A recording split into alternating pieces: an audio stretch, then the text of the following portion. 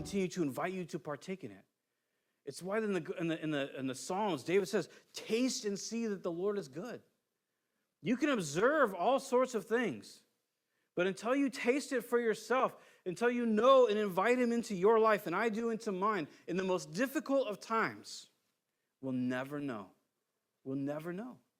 And so the invitation that we have in what Paul's about to experience, and we can experience with him, and then hopefully apply to our own lives, is that God is with him throughout. And sometimes it's blessing, and sometimes it's letdown.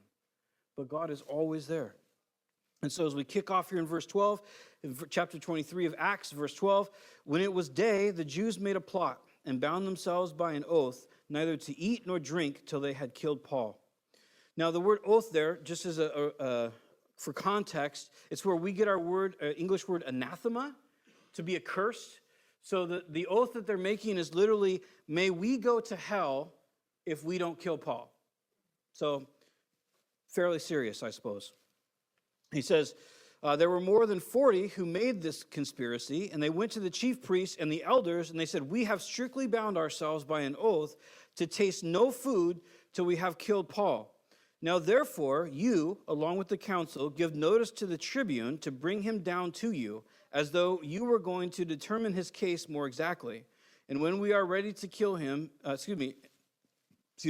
we are ready to kill him before he comes near. So they say, hey, we've made an oath. We've said, may we go to hell if we don't kill Paul, and we're not going to eat or drink until we do it. Personally, I would have just keep eating and drinking and just gone with the go to hell part, but maybe inversely, clearly.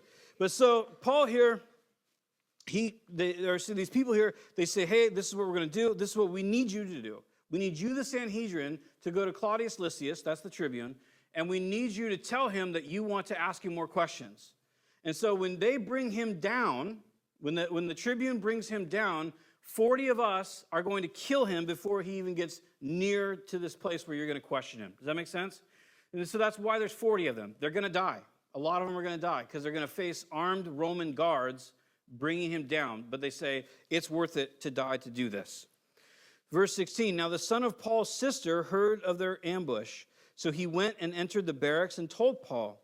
And Paul called one of the centurions and said, take this young man to the tribune, for he has something to tell him. So he took him and brought him to the tribune and said, Paul, the prisoner, called me and asked me to bring this young man to you, as he has something to say to you. The tribune took him by the hand and going aside asked him privately, what is it that you have to tell me?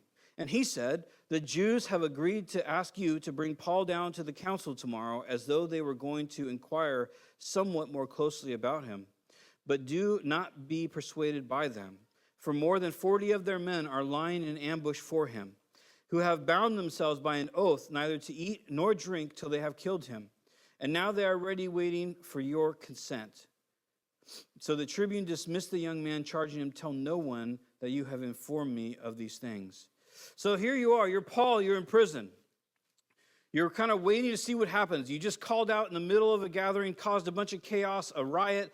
They pulled you out of there. You spend one night in jail. The next night the Lord appears to you. And in that morning, this plot is hatched. That evening, somehow his nephew finds out about the plot, goes to visit Paul, and then Paul, the nephew tells Paul, hey, this is what's going to go down. Paul grabs the centurion, says, hey, will you bring this boy to the tribune, Claudius Lysias, so that he can know what's going on.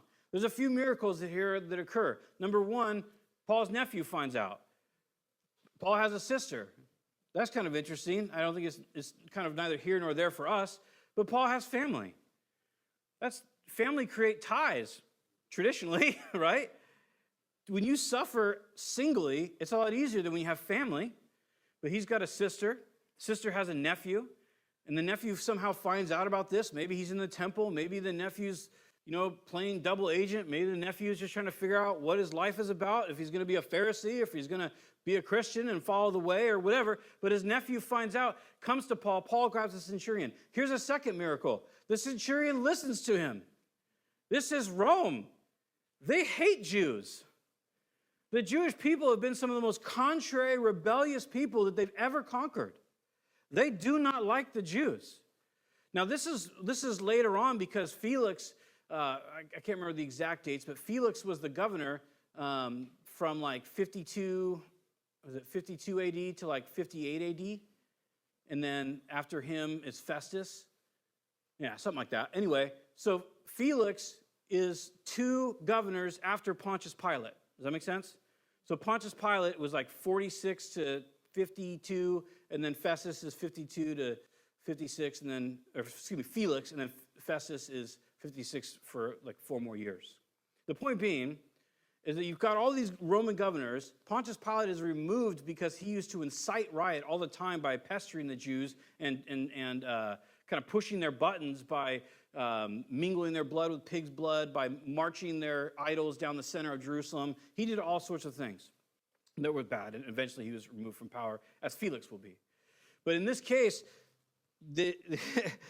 this centurion willingly takes Paul's nephew to the tribune. And the tribune willingly listens to, it says kid, it's actually the Greek word there is like somebody who's in their 20s. So listens to this guy, this Jewish guy, that he has no reason to listen to, that he cares nothing for, and listens to him and then acts on it. This is divine intervention. This is God watching over Paul, making sure that he's going to fulfill what God has him to do, the most fulfilling thing he could do. Sitting in prison, having an up and down, I mean, first you're like, oh man, I caused a riot. Oh, thank goodness I'm delivered. Oh, the Lord appeared to me. Oh, 40 people are trying to kill me. Oh, I'm being delivered. Oh, I'm in prison. I mean, think about that. That's a heck of a week. You know? We're like, oh man, my cat peed on the bed. I don't know what I'm going to do, you know? That happened to us this week. It's like the end of the world. Paul's like, am I going to die or am I going to be in prison or both? But so this is this crazy up and down thing. But God is preserving something. He's doing something here. He's working this out, and it actually gets even better. Verse 23, then he called, this is the tribune, he called 2 of the centurions and said, get ready 200 soldiers and 70 horsemen and 200 spearmen to go as far as Caesarea at the 3rd hour of the night, and provide mounts for Paul to ride and bring him safely to Felix the governor. And he wrote a letter to this effect. So the tribune says, here's what we're going to do. And he rallies 470 troops. Just for context, the believed population of Nazareth at this time, Jesus' hometown, is like 350 to 400. So he has rallied more Roman troops to transport Paul than Jesus has in his hometown. And not only that, he's going to get to ride a horse.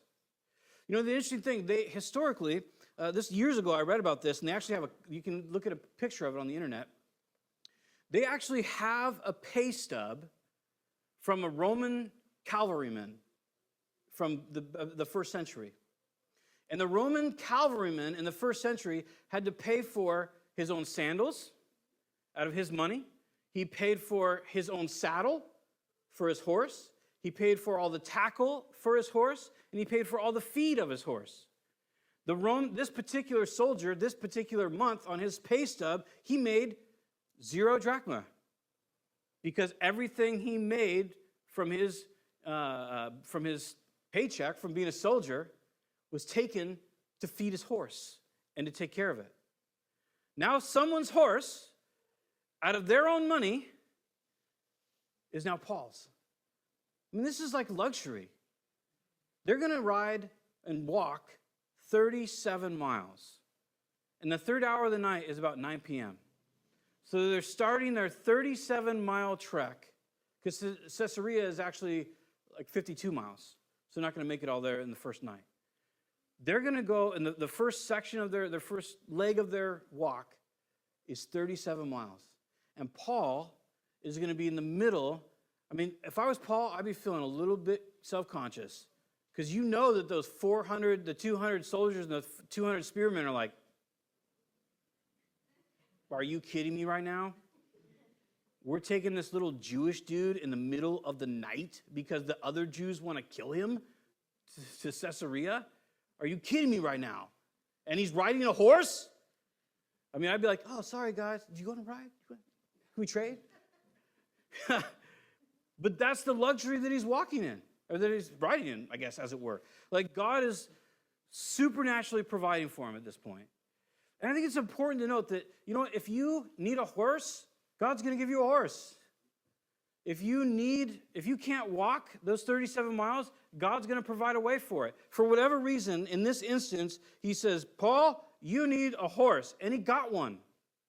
It's amazing. It's incredible. This is completely out of the ordinary that he should be able to be issued a horse to be able to ride these 37 miles and be in for as much as possible, absolute and complete safety, to be the focal point of a 470 some odd man adventure, you know, up to Caesarea. It's absolutely incredible.